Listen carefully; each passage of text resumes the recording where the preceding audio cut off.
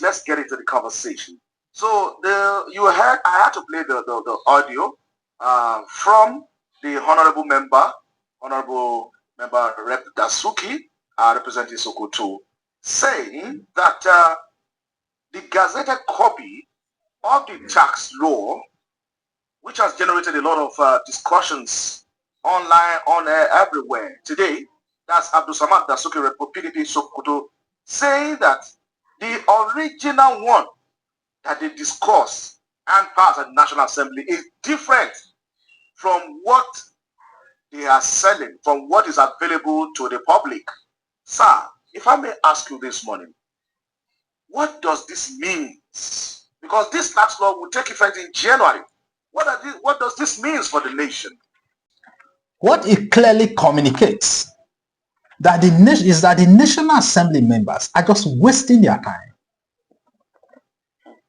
Because the business of the lawmakers, their primary responsibility is to make law for the good of the people. So if some persons can alter the provision of the law, because what this means is that after the law has been made, after the harmonization by the both chambers, and they have agreed and sent to the president per assent, some person sat down, removed the provisions, and put what they want to be in the law. So by implication, this law now is not the representation. It does not reflect the wish of the people, because the lawmakers are the representative of the people. So the law now is a representation, as alleged by Dasuki. The tax law is a representation of individuals, not the Nigerian people. And we need to have a system that works. So we need to have a system that will enable democracy to function, to serve the general population of the people, not the interests of the elite. What level of desperation? Why are we behaving this way? Because this behavior is enough to set this country on fire. Law, taxation law, it's a serious legislation, because it provides foundation or a framework where state gets its revenues. And the reason this process passed through the National Assembly is for the representation of the people and for a Nigerian state to get a fair tax justice that will serve the people. A lawmaker who participated is saying on the floor of the House that what was gazetted is totally different from what was passed by the National Assembly. Bishop, this is the height of it. This is the behavior that must not be accepted. But a country that goes as far as forging its law, because that's what it means. Anything that has to do with alteration is outright forging. That is what it is. That's clear. That is the simple translation of what has happened. And we expect the executive arm of the government to clearly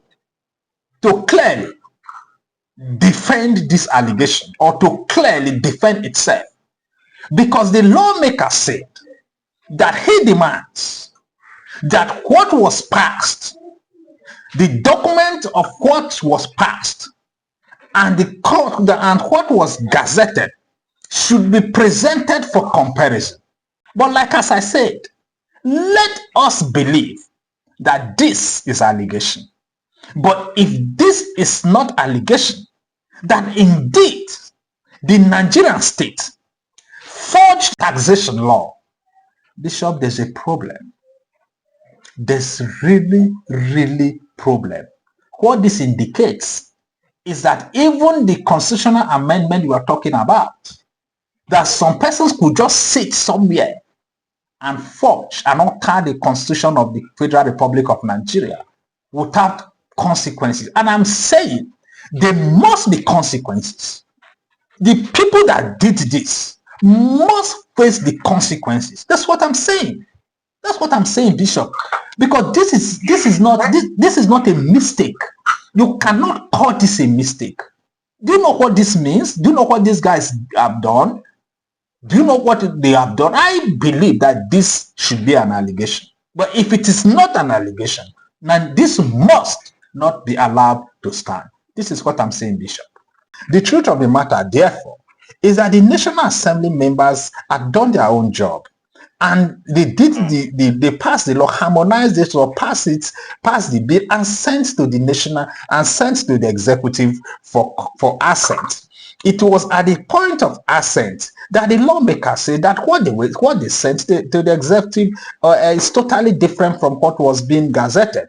And I think that what has happened is not the issue of separation of power. What I see is executive rascality. That's what I see there. That some persons actually believe that they do not have respect for institution. The decisions reached by the National Assembly is decision reached by Nigerians because they represent their own constituency. That's how